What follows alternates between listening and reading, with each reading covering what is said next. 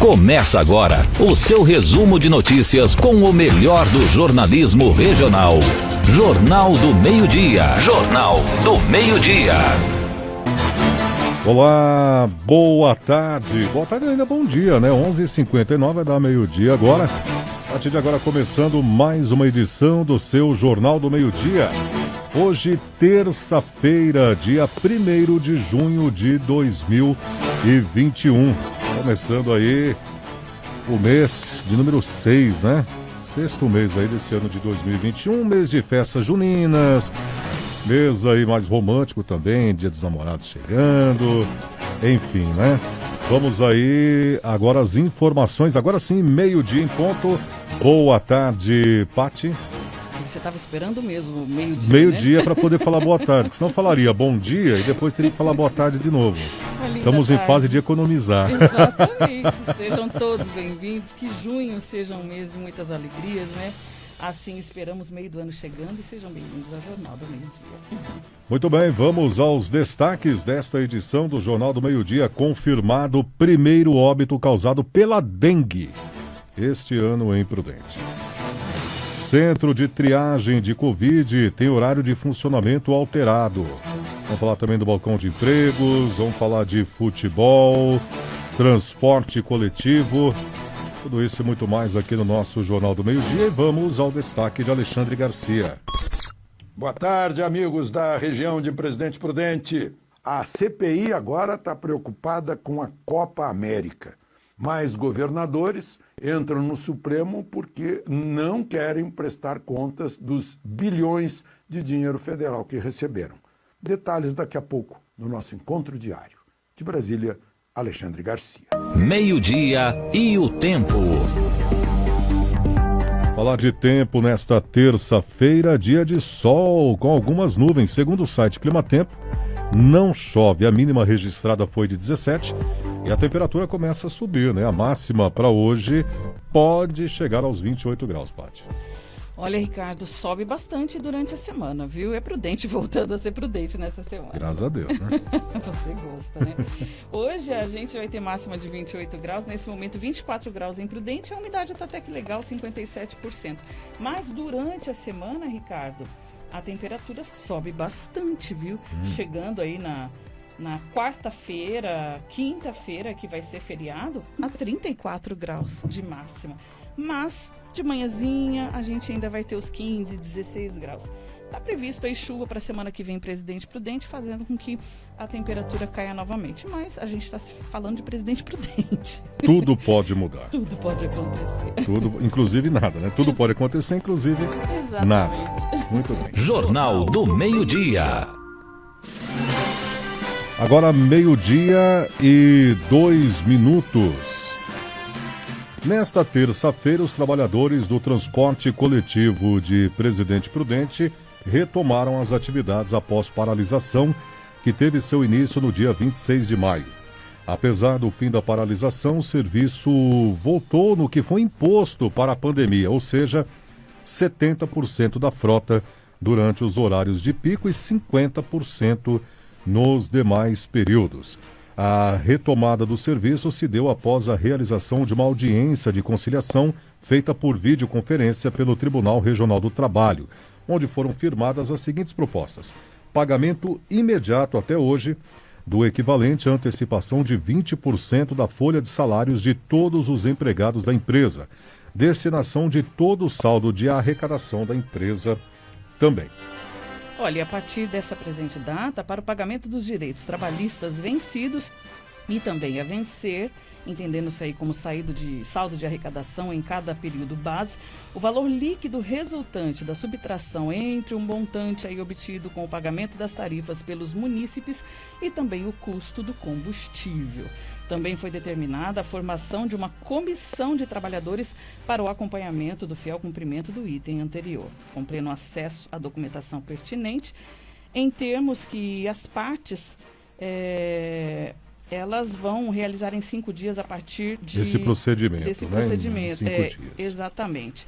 E a abonação também dos dias de greve havidos até essa data. Ou seja, fixados serão em pagos aí, né? 2 dias e meio mais ou menos, né? Bom, que bom pelo menos que chegar a um acordo e que esse acordo seja cumprido, porque já tivemos outras conciliações no passado e a situação ela perdura, né?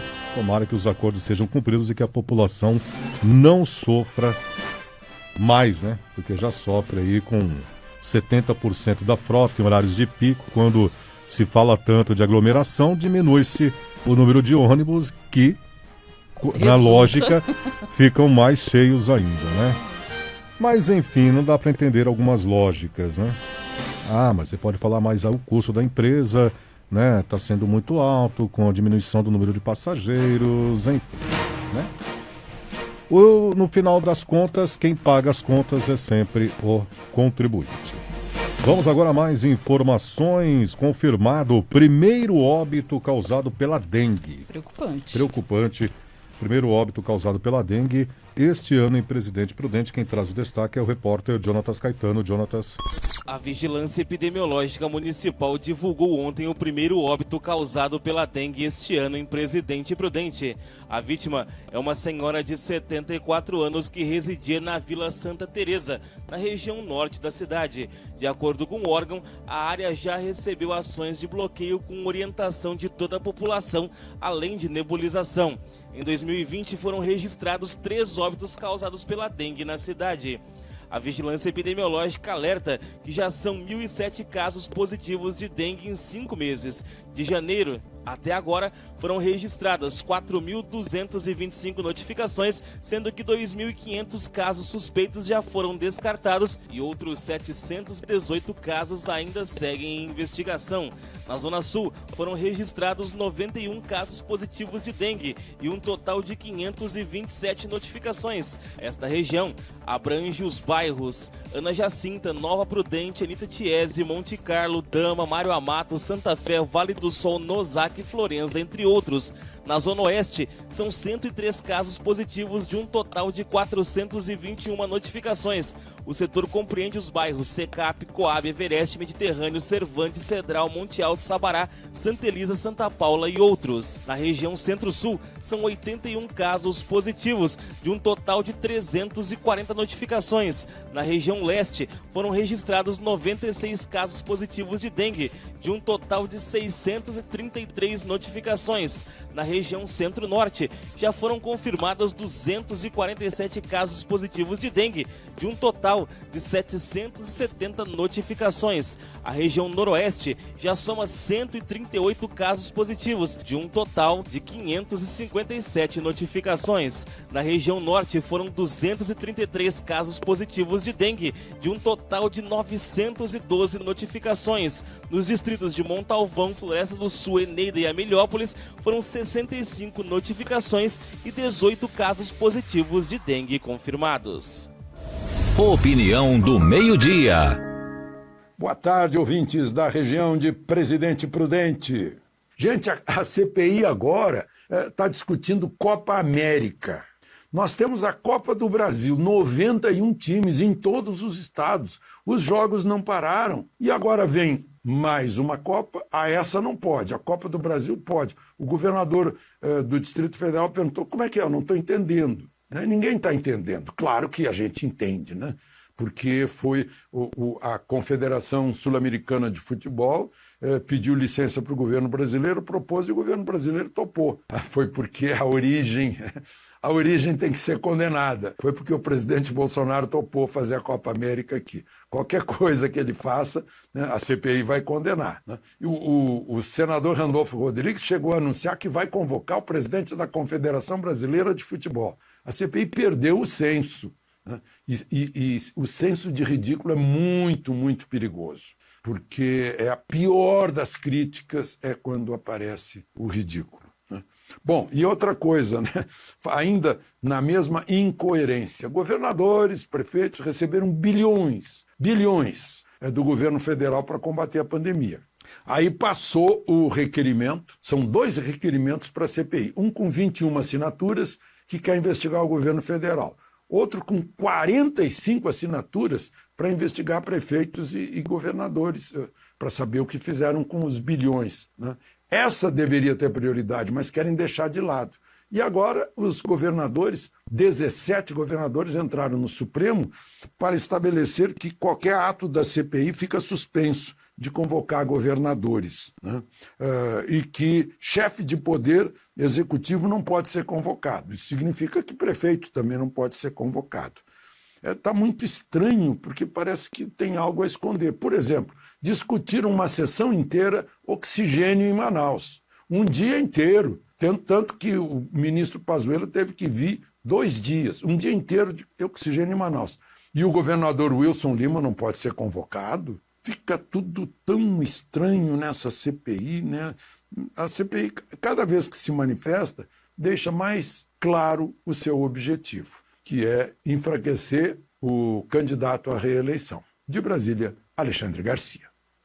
Jornal do Meio-Dia. Jornal do Meio-Dia. Jornal do Meio-Dia, agora 12h10, Paty. É isso aí, Ricardo. E olha, centro de triagem do Covid-19 tem um horário de funcionamento alterado, hein? Os detalhes com ele, Jonatas Caetano. A partir dessa semana, o Centro Municipal de Triagem de Síndrome Respiratória Covid-19, localizado na Praça da Juventude da Coab, terá uma nova alteração no horário de funcionamento. Agora, o local estará aberto ao público das 7h30 às 6 da tarde. Segundo a Secretaria Municipal de Saúde, a mudança é para que haja tempo hábil de atender os pacientes até às 19 horas. Desta forma, o horário das 18 às 19 horas ficará reservado apenas para a conclusão dos processos internos da unidade e para que os funcionários possam organizar toda a estrutura para o expediente seguinte. O serviço funciona ao público das 7h30 da manhã às 6 da tarde, todos os dias da semana, inclusive aos sábados, domingos e feriados. Jornal do Meio-Dia. Jornal do Meio-Dia, agora 12h12, vamos falar do balcão de empregos, que tem 175 vagas disponíveis. Fernando Santos. Boa tarde, Paty Ribeiro e Ricardo Barcelos. Atenção para as vagas de emprego disponíveis para hoje. 2 vagas para cuidadora de idosos. 5 vagas para servente. 1 vaga para auxiliar geral. Para todas as vagas, é necessário ensino fundamental completo e experiência na função. Os currículos devem ser enviados exclusivamente através do e-mail balcão@presidenteprudente.sp.gov.br. Pede-se que no título do e-mail contenha a vaga ao qual o candidato está interessado. Informações de Fernando Santos para o Jornal do Meio-Dia. Jornal do Meio-Dia. Jornal do Meio-Dia. Muito bem, agora 12h13. Vamos falar de esportes, Paty. Pois é, Ricardo. Santos e São Paulo entram em campo hoje à noite pela Copa do Brasil. Detalhes do futebol com Jonatas Caetano. O Santos entra em campo na noite de hoje na sua estreia pela Copa do Brasil. O jogo é contra o Cianorte pelo jogo de ida da 3ª fase da Copa do Brasil.